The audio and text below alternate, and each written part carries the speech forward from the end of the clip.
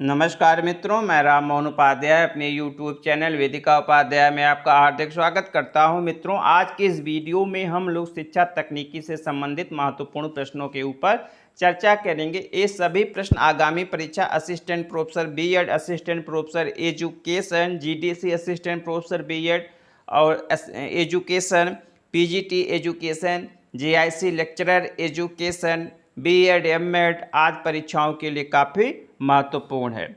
हमारा पहला प्रश्न है, शिक्षण प्रतिमान ज्यूरिस्प्रूडेंशियल इंक्वायरी विकसित किया गया है। तो हमारा सही आंसर है विकल्प ए, ओलिवर एवं सेवर के द्वारा है शिक्षण प्रतिमान ज्यूरिस्प्रूडेंशियल इंक्वायरी विकसित किया गया है। यह आधुनिक शिक्षण प्रतिमान के अंतर्गत सामाजिक अंतः प्रक्रिया शोध के अंतर्गत आता है। सामाजिक अंतः प्रक्रिया स्रोत के अंतर्गत सामाजिक अन्वेषण प्रतिमान, ज्यूरिस प्रूडेंशियल इंक्वायरी प्रतिमान, सामाजिक परीक्षा प्रतिमान और प्रयोगशाला प्रतिमान आता है। विकल्प बी है कार्ल रोजर्स। तो कार्ल रोजर्स ने किस प्रतिमान का निर्माण किया था? तो अनिर्देशित शिक्षण प्रतिमान का निर्माण कार्ल रोजर्स के द्वारा किया गया है। और विकल्प सी है डेविड आसुबेल। तो डेविड आसुबेल ने जो है अग्रिम संगठक या संगठन प्रतिमान का निर्माण किया है। और जेरोम ब्रूनर ने जो है ये संप्रत्यय उपलब्ध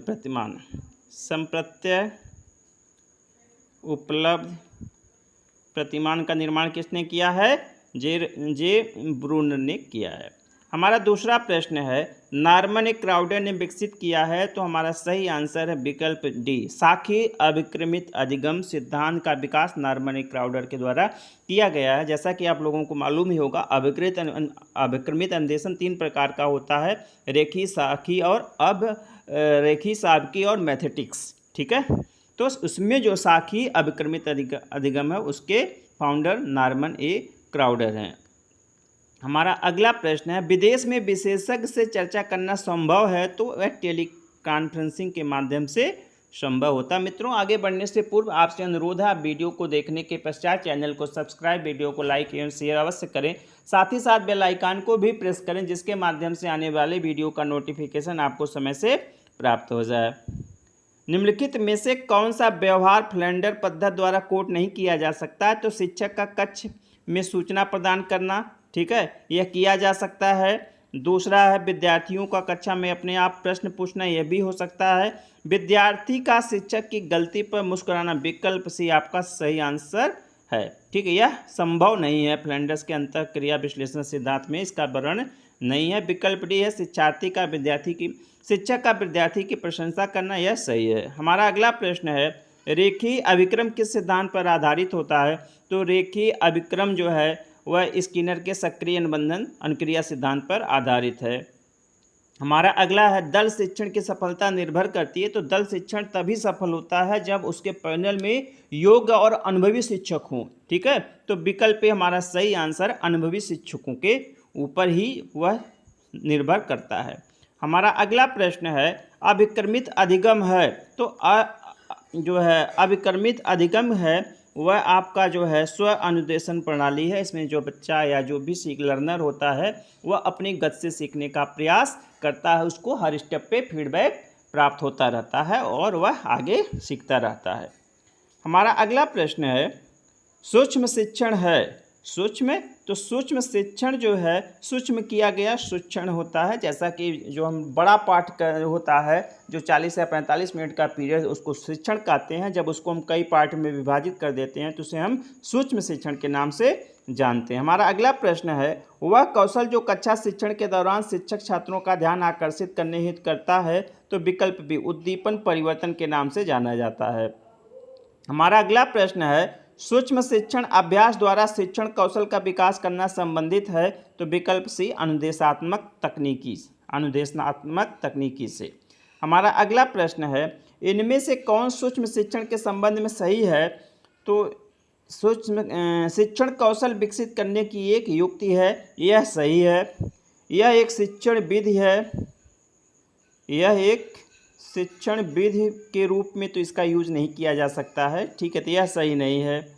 विकल्प सी है, यह विद्यार्थी व्यवहार में परिवर्तन लाने की एक युक्ति है, यह भी नहीं माना जा सकता है, क्योंकि कौशलों का इसमें विकास होता है, शिक्षण का अंग, ये भी नहीं माना जा सकता है।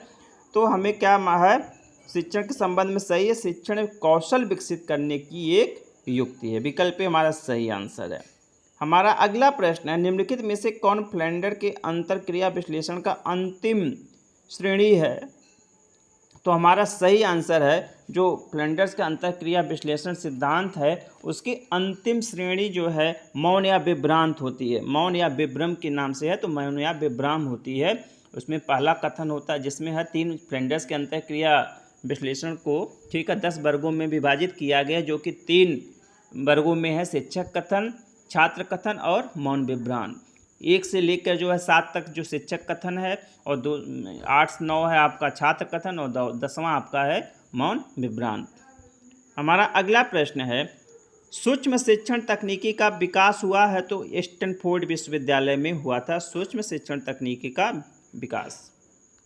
हमारा सही आंसर, अगला प्रश्न है, परीक्षा प्रशिक्षण प्रतिमान के प्रवर्तक कौन थे? तो हमारा सही आंसर है रिचर्ड सचमान जो है परीक्षा प्रशिक्षण प्रतिमान के प्रवर्तक माने जाते हैं। हमारा अगला प्रश्न है, अभिक्रमित अनुदेशन में प्रयुक्त अधिगम सिद्धांत का संप्रदाय कहलाता है? तो आपको मालूम ही होगा कि इसकी चूंकि अभिक्रमित अनुदेशन जो है स्किनर से संबंधित है, ठीक है, तो स्किनर एक व्यवहारवादी मनोवैज्ञानिक थे, तो विकल्प डी हमारा सही आंसर है। हमारा अगला प्रश्न है, एक शिक्षक कक्षा में प्रश्न पूछ रहा है, यह क्रिया फ्लेंडर की अंतःक्रिया पद्धति में किस वर्ग में नोट की जाएगी? तो जब एक शिक्षक जो कक्षा में प्रश्न पूछता है तो प्रश्न पूछना जो है चौथे उसमें आएगा, तो विकल्प हमारा सही आंसर है।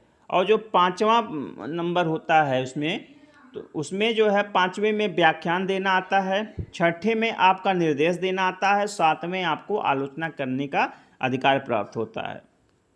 हमारा अगला प्रश्न है, शिक्षण का प्रवीणता अधिगम सिद्धांत, इसको मास्टरी अधिगम प्रतिमान के नाम से जाना जाता है, तो ये आपका वीएस ब्लूम का है, वीएस ब्लूम से संबंधित है। हमारा अगला प्रश्न है, भारत में प्रथम मुक्त विश्वविद्यालय स्थापित हुआ था? तो 1982, विकल्प भी हमारा सही आंसर, 1982 में आंध्र प्रदेश में प्रथम मुक्त विश्वविद्यालय की स्थापना हुई थी। हमारा अगला प्रश्न है, ब्लूम के द्वारा शैक्षिक उद्देश्यों को बांटा गया है? तो ब्लूम के द्वारा शैक्षिक उद्देश्यों को 3 भागों में बांटा गया है, ज्ञानात्मक, भावात्मक और क्रियात्मक, संज्ञानात्मक, भावात्मक और क्रियात्मक, ठीक है।